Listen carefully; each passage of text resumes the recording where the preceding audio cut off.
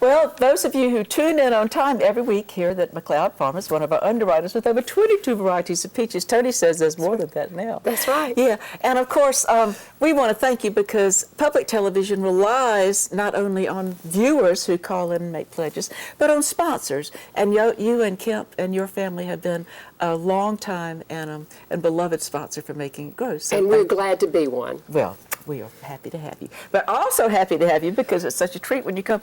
Last year was not the year for peaches. No, it was not the year. But this year, I think it's just been wonderful. It has. The quality has been wonderful. They're beautiful and just delicious. Yeah. So they've been great this year. Okay, isn't that? All over South Carolina. Yeah. Not just at McLeod Farms, but all over South Carolina. Because we have Upstate, Ridge, just everywhere has had great peaches Aren't this we year. thrilled? We are. Yeah. We're very thrilled. Yeah, we are. And but then, and so of course we'd love to just have a fresh peach to eat, but y'all have a little peach festival and people come and compete, and also parts of, I think it's just they like to share their cooking prowess. Yeah. Right. We have a peach dessert contest, and this year our winner was Sharon Hudson. She always comes with a unique recipe. Oh, so she's creative. She's very creative. And so what is it that we're going to do tonight that she inspired? We're gonna make a peach icebox cake. Oh, goodness. Wouldn't that be fun to have ready to bring out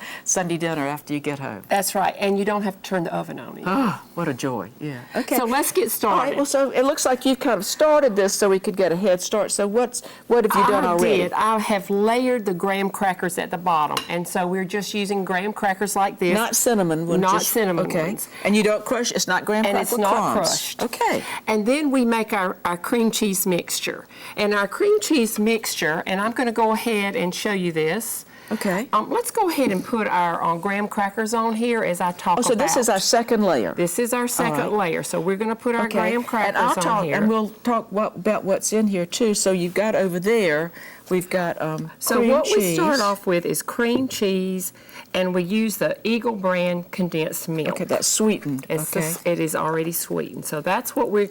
And then also you've got Cheesecake Jello. That's right. All right. We have cheese. So what we're going to do, what we did to bake this is we mixed up the cream cheese and that Eagle brand until it was good and smooth. And then we put in the Jello, like you said. And did that require some milk? With milk. Okay. And it's 3 cups of milk. And you just alternate. To 2 packages? 3 to 2 packages. Okay. And you alternate. Want the cheesecake Jello. You want the cheesecake Jello. Look for that. Okay. Look for the cheesecake Jello. And then you said you actually put it in the Mix Master and blended it pretty thoroughly. Yes, I used the KitchenAid mixer, and so I just mixed it up. And you have to do it on low speed so that you can let that Jello sort of firm up a little bit. Okay. So, so you said, that. so you don't do it just for a minute or two, you did it for 5 minutes. 5 minutes? On slow now, on low. On slow. Because you want that Jello to kind of give some body to this That's right. Firms mixture. up a little bit, thickens a little bit. Okay. But then there was a special ingredient that I believe was folded in at the end. That's right. One dear to my heart. You fold in 2 cups of whipping cream. Whoa. Now, you can use Cool Whip, but I really like to use the real thing. And you whipped that. I whipped that first. Now, did you put sugar in the whipping cream? No, you don't have to. Because there's plenty of sugar in the other ingredients. Okay. So you fold 2 cups of whipped cream in. And again, it's going to stay set because it's got that Jello in it. That's right. Okay.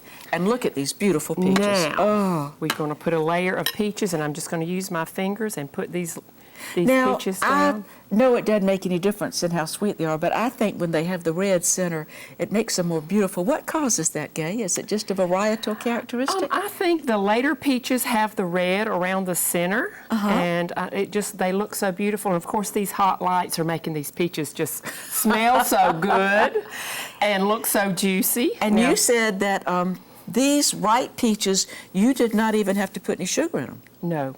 I did not. And what did Kemp ask you the other night at supper? I had fixed a bowl like this for Kemp for after supper, and he said, "Did you put sugar on these peaches?" I said, "No, I did not. They're so sweet this year. Isn't that wonderful? They're very sweet. And juicy, and this variety is called? Sun Prince. Sun Prince. This time of year, we have Sun Prince peaches. We'll have O. Henry next week, which is a redder peach. Ooh. And then we have Big Red, which is a very popular variety that will be coming out in about 2 weeks. Okay. Some people think that the Big Red variety is like the old Alberta. Mm-hmm. Okay. But truthfully, I think these Sun Prince peaches are similar to Alberta too, because they come off the kernel so well. You don't have any problem with that, and they have those red centers. Yeah. I want to, and while you're doing that, I'm going to ask you, when you bring a basket or box of peaches home, do you like to set them out so they don't touch each other while you're letting them ripen up? I do. I don't like to put them in the refrigerator because I think it takes the flavor away. Okay. But I do like to put them out on my counter and not let them touch. Sometimes I put a newspaper and then put them on the dining room table. Yeah, that's a great idea. Because y'all are going to the beach, and I think you're going to take peaches down there. Yes. You and the grandchildren. We are. Okay. Now, the next thing you can do is you can put some pecans on top as a garnish. And I like to put And a isn't few it wonderful on here. that we have South Carolina pecans, as you say. And I think y'all have some pecan trees that y'all We sure harvest, do. don't you? We do. I think y'all were real sweet and gave me some one time when I was up there visiting to bring home, and I made pecan pies. Oh, that's great. Now, what have we got here, Gaie? This is graham cracker crumbs. And the few that you use about 2 sleeves of graham crackers. There's always going to be some broken. But you always have broken ones. And I crush these a little bit more. Okay. And we're going to put those on top like that. It's so pretty. And you can also put some white chocolate on top. Now, our white chocolate, I could not get it to stay melted. Paul Shadoan, who's one of our wonderful volunteers who's running the camera right now, has a little microwave he's going to bring us that we'll have right here next week. So next time you come, we'll be covered. But we're going to show the one. Let's show the one that's already. That is already made.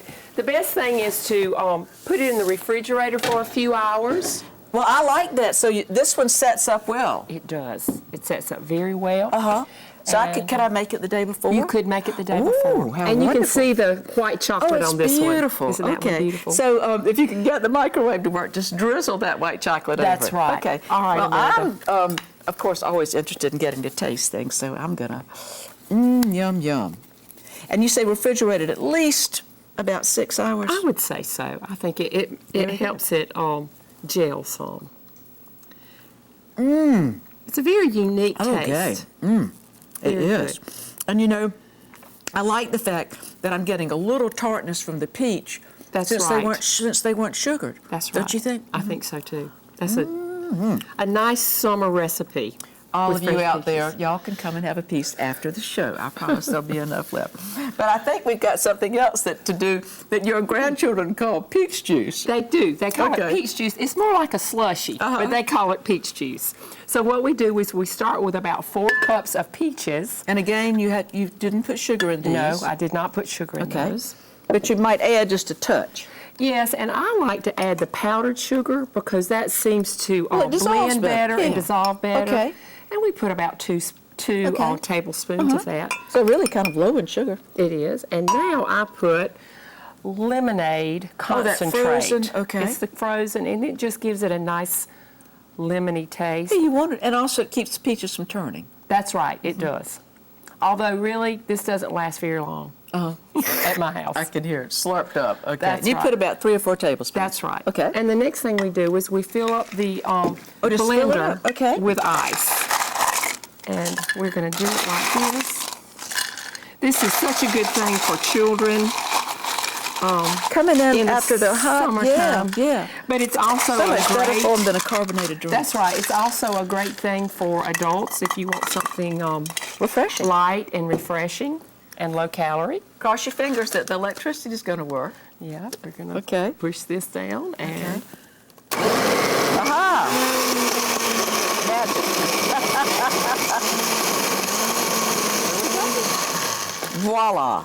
Okay, well, I just happen to have a cup handy. Yes, and we're going to pour a little bit right here for you. Here we go. Oh, boy, that's Isn't delicious. that delicious? Boy, that's good. And of course, Gaie is such a natural movie star, you notice that her shirt is the exact same color as the peach juice. Peachy juice. Well, Gaie, if people want to know more about coming to visit y'all at the farm and to get these recipes, you can go to our Facebook page. Okay. We have a very active Facebook page.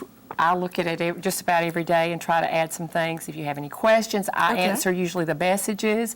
If you have a question about the recipe, just go on Facebook. And I do plan to put them on probably either tonight or in the morning. And I think we'll also have them on our Facebook page. Okay. And again, thank you for all that you do for the people of South Carolina and that you do for us at Making It Great. Well, I'm glad to do it. And thank you for having me. Now get ready. It's always fun to talk about peaches. Get ready at the end of the show. There's going to be a mad dash. Okay.